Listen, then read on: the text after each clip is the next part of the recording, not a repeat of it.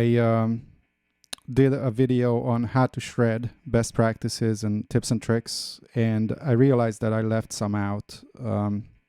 So I wanted to make a part 2 and give you some more. One thing that I didn't talk about in the first video is that it's so important to figure out what you do in terms of mechanics, what your picking hand does and what your fretting hand does. And what I mean by that is that you know, there are certain things that are really hard to do on the guitar, right? So I'm just going to show you an example on this. So let's do this. I'm on a down, and I start on a down again. If you pay attention to, so I play 3 notes per string, and if you pay attention to my right hand, it does down, up, down, down, up, down.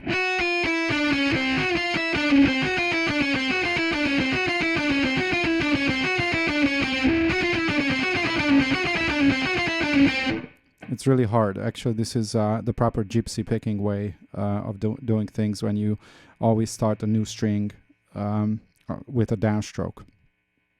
So if you really have to play that part, and that's the part that you musically want to play, then you can either practice the gypsy picking, and I feel like you will hit a glass ceiling with your speed faster with this, or you can do alternate picking or economy picking.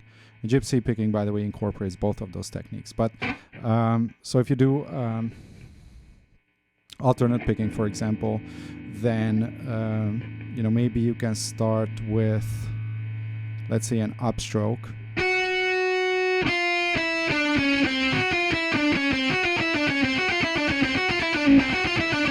Actually, I switched over to a down, up, down, up, down, up.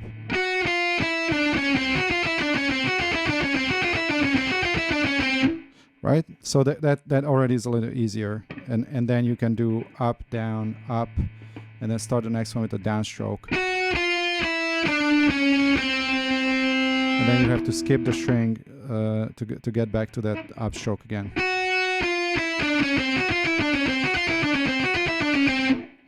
Or maybe you can alternate it, so you start with an upstroke on the first one, then a downstroke.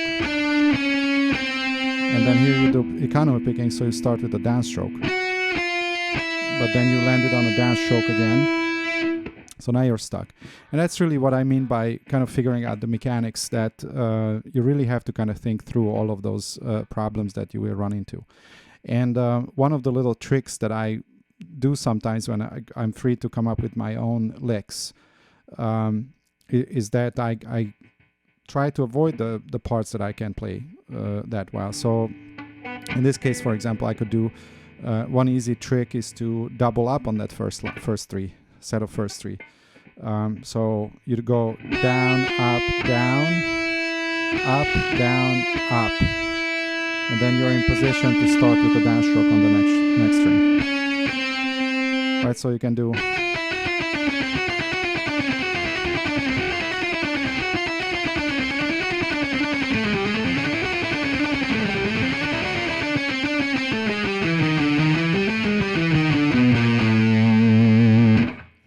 Right, so that was just a little improvisation that I did, right? But there was, I think, one down in there, but that whole thing was just like super easy for me to play. So yeah, there's a lot of thought that can go into that, and once it becomes second nature, then you will never have to think about it again. Now, coming back to the last week's line, which was this.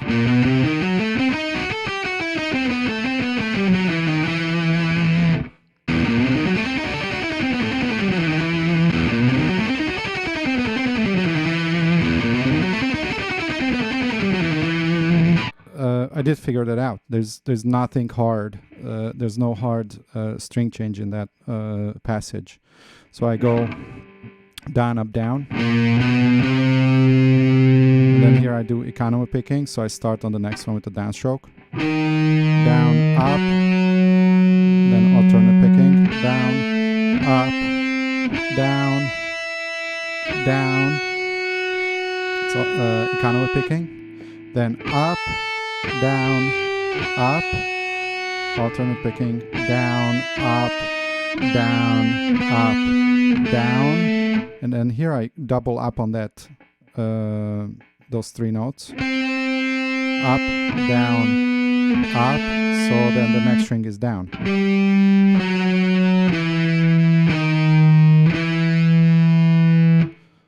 Right, so it's a combination of all the easy picking techniques that I can do at speed. A little cheating. You know, I'm sure you noticed that I kind of tend to play this in threes. So 1, 2, 3, 1, 2, 3, 1, 2, 3, 1, 2, 3, 1, 2, 3, 1, 2, 1, 2, 3, 1, 2, 3, 1. But then you can also switch to fours. You can stay at the same tempo but phrase it differently. So for example, in this one I could do fours, right?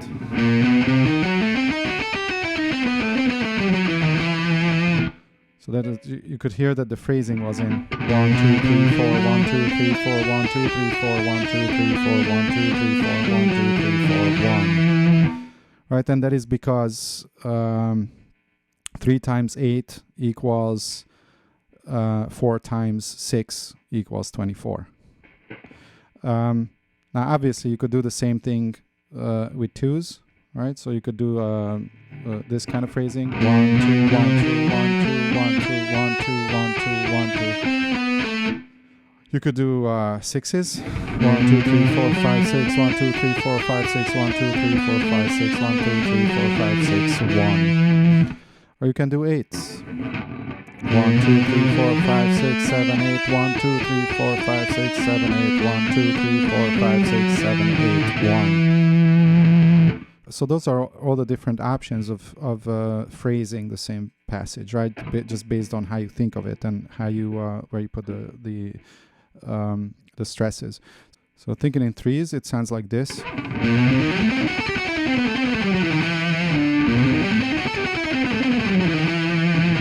Thinking in fours, it sounds like this.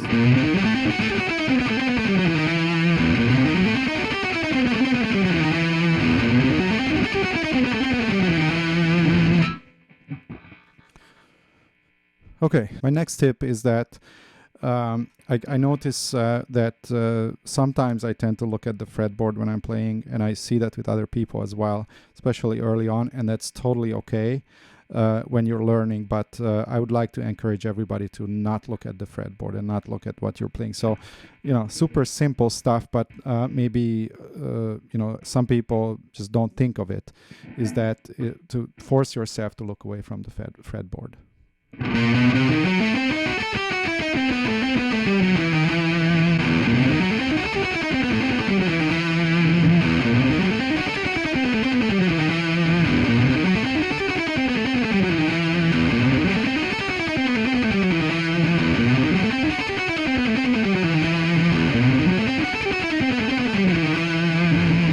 Another tip would be to, when you like really nail a passage and you feel really good about it, just move on.